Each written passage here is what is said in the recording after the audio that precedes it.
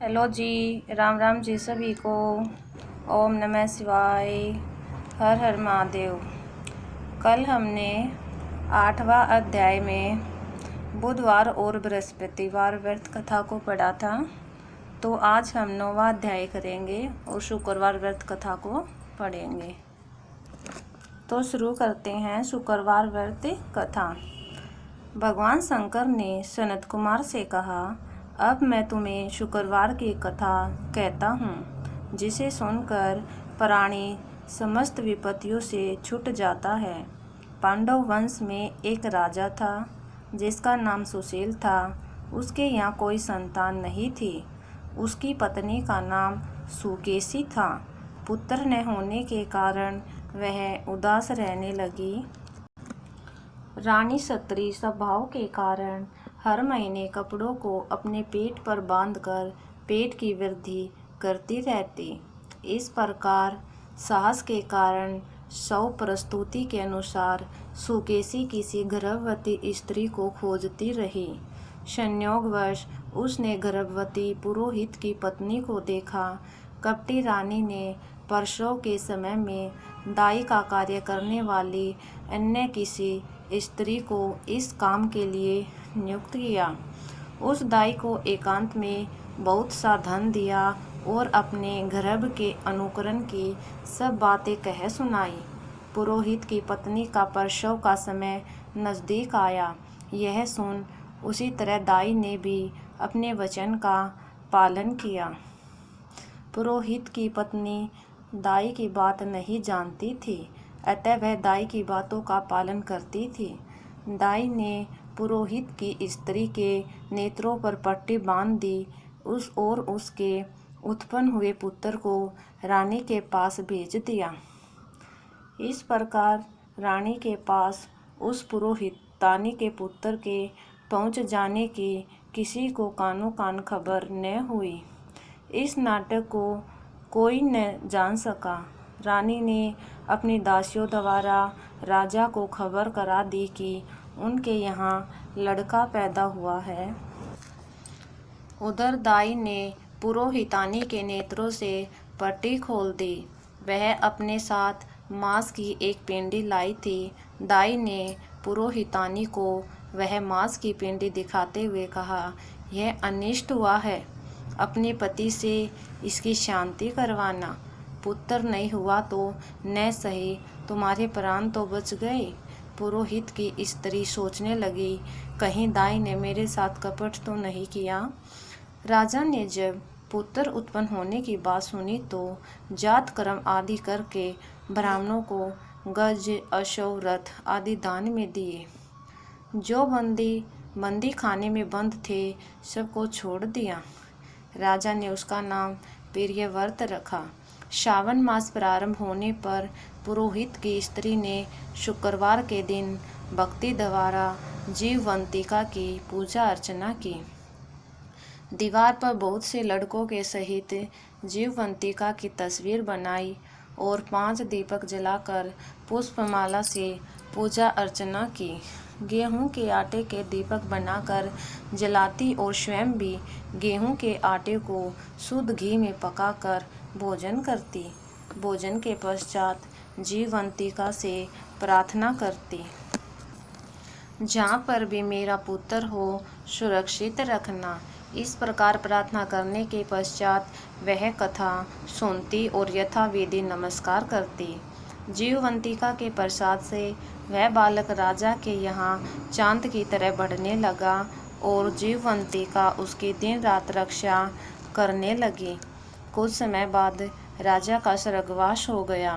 पितृभगत पुत्र ने पिता की पारलौकिक क्रिया संपन्न कराई। इसके बाद मंत्रिमंडल ने उसको राज सिंहासन पर बैठा दिया।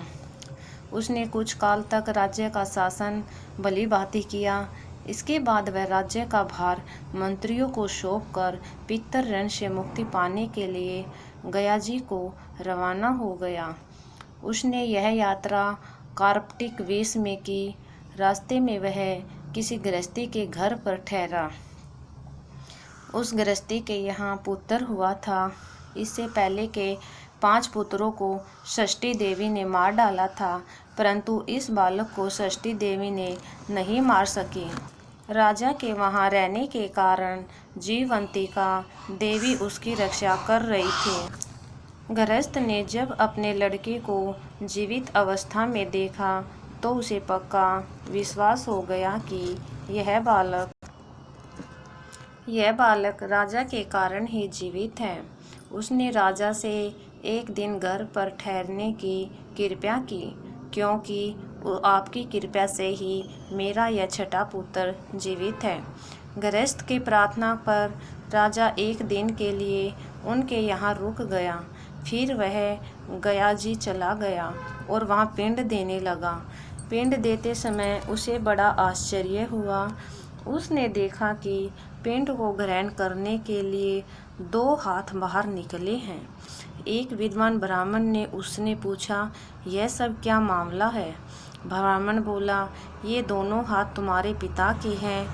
घर जाकर अपनी माता से पूछना कि ऐसा क्यों हुआ, तुम्हारी माता ही बताएगी। लौटते समय राजा फिर उसी गृहस्थी के यहाँ ठहरा। उसके यहाँ अब दूसरा पुत्र पैदा हुआ था, जो केवल 7 दिन का था। इस लड़के को लेने जब षष्ठी देवी आई तो जीवंतिका देवी ने उसे बालक को नहीं ले जाने दिया। षष्ठी देवी ने जीवंतिका देवी से पूछा, आप इन लड़कों को क्यों बचा रही हैं? इसकी माँ ने कौन सा व्रत किया है जो दिन रात आप इसकी रक्षा करती हैं? राजा भी उस समय जाग रहा था। वह दोनों देवियों की बात सुन रहा था।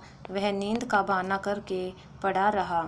जीवंतिका बोली, इनके यहाँ जो अतिथि ठहरा हुआ है उसकी माँ सावन के महीने में शुक्रवार के दिन मेरा पूजन तथा व्रत नियम अनुसार करती है। वह नियम क्या है और किस प्रकार किया जाता है, यह सब तुम्हें बताती हूँ। इसकी माँ उस दिन हरे रंग के वस्त्र और हरे रंग की चूड़ियाँ नहीं पहनती, चावल की मांड को कभी नहीं लांघती, हरे पत्तों के मंडप के नीचे नहीं जाती, हरे रंग की साग सब्जी नहीं खाती। यह सब कुछ वह मेरे लिए ही करती है, इसलिए मैं उसकी तथा उसके पुत्र की रक्षा करती हूँ। षष्ठी देवी और जीवंतिका देवी का वार्तालाप सुनकर राजा सुबह उठकर अपने राज्य में आया। राजा ने अपनी माता से पूछा, हे माता, आप जीवंतिका का व्रत करती हैं तो उसकी विधि क्या है? राजा की माता ने उत्तर दिया, मैं जीवंतिका का व्रत नहीं करती, इसलिए मुझे उसकी विधि का ज्ञान नहीं है।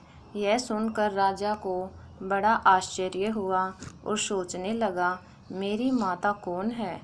राजा ने गया यात्रा के फल प्राप्तार्थ ब्राह्मणों तथा सुहागिनों को भोजन कराने की इच्छा प्रकट कर उनके यहाँ हरे वस्त्र, हरी चूड़ियाँ आदि परीक्षार्थ भिजवाए। दूत ने सबके यहाँ संदेश दिया कि आप सब राजा के यहाँ भोजन करने आए। पुरोहित की पत्नी ने राजदूत से कहा, मैं हरे रंग की कोई चीज़ नहीं लेती। राजा को यह समाचार मिलने पर उसने पुरोहित पत्नी के लिए लाल रंग के वस्त्र और लाल रंग की चूड़ियाँ भेजी। पुरोहित पत्नी ने उन चीज़ों को ले लिया और राजमहल में आई। पुरोहित पत्नी को देखकर राजा ने हाथ जोड़कर उसका अभिवादन किया और नियम का पालन करने का कारण पूछा। उसने इसका कारण शुक्रवार व्रत बताया। राजा को देखकर उसी समय उसकी सतनों से मातृ प्रेम के भाव के कारण दूध निकलने लगा। उस दूध से राजा भली प्रकार सिंचित हो गया। गया में 2 हाथ निकलने से, रास्ते में गृहस्थी के यहाँ देवी से बातचीत और सतनों से दूध निकलने से राजा को पक्का विश्वास हो गया कि यही उसकी माता है। राजा ने पूछा, हे माते, भय मत करो और मुझे मेरे जन्म का सही हाल बताओ। सुकेसनी ने उसके जन्म के सब तथ्य बता दिए। राजा ने प्रसन्न होकर अपना जन्म देने वाले माता पिता को नमस्कार किया, उनको संपत्ति देकर उनका मान बढ़ाया। एक दिन रात को राजा ने जीवंतिका से प्रार्थना की, हे देवी, मेरे जन्मदाता पिता तो मौजूद हैं, फिर गया में पानी से 2 हाथ किसके निकले थे? देवी ने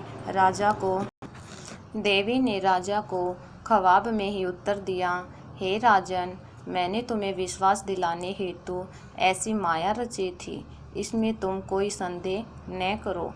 भगवान शंकर बोले, हे सनत कुमार, मैंने तुम्हें शुक्रवार के व्रत का माहात्म्य कह सुनाया। इस व्रत को सावन मास में करने से मनुष्य की सब इच्छाएं पूरी हो जाती हैं। तो आज हमने शुक्रवार व्रत कथा को पढ़ा है। अगर आपको वीडियो अच्छी लगी तो इसे लाइक करना, शेयर करना और हर रोज़ सावन माहात्म्य को सुनने के लिए चैनल को सब्सक्राइब ज़रूर करना। धन्यवाद।